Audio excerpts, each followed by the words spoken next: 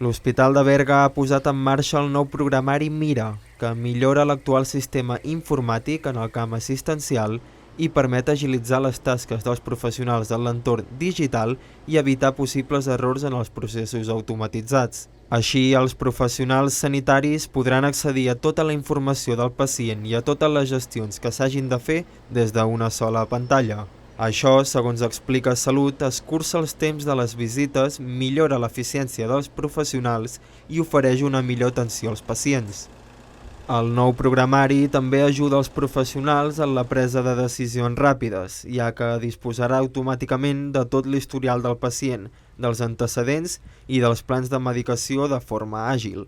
A més, suposa una millora de la seguretat en la gestió de les dades i dels processos automatitzats. L'Hospital de Berga ha estat escollit per a la prova pilot en la implementació del nou programa informàtic, que també es desplegarà en 8 hospitals més del sistema públic de salut.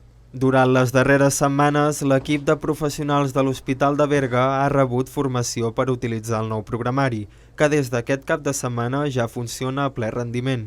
Des de Salut destaquen la bona acceptació per part dels professionals i l'acompanyament de consultors externs per facilitar l'arrencada.